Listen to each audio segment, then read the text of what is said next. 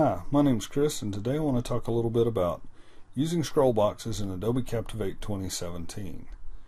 If you have a really long passage or a passage that needs to fit in a small space on your slide, you might find that you need to use a scroll box.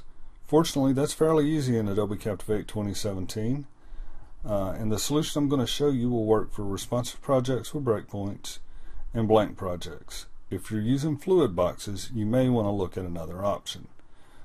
What I've got here is a blank project. I've stuck a picture of George Washington in it, and I have grabbed a block of text from a website, whitehouse.gov I believe, and I've pasted that text into Microsoft Word.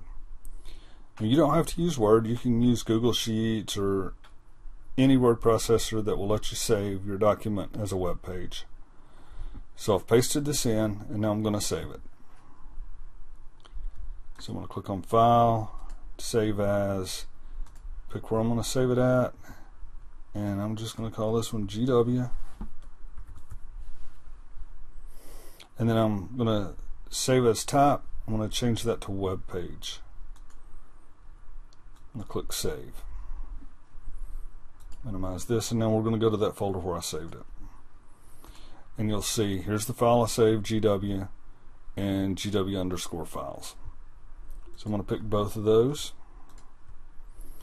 I'm going to right click, send to compressed folder. So now I have a compressed folder called GW, and I'm just going to drag that in to Captivate, put it on my slide, resize it how I want it, place it where it needs to be.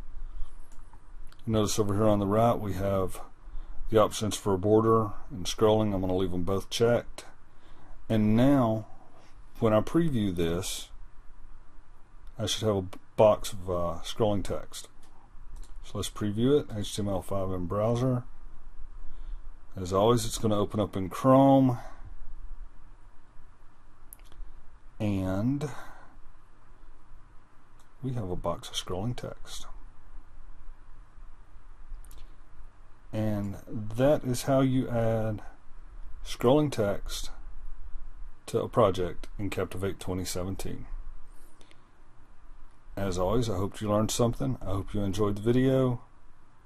And until next time, happy captivating.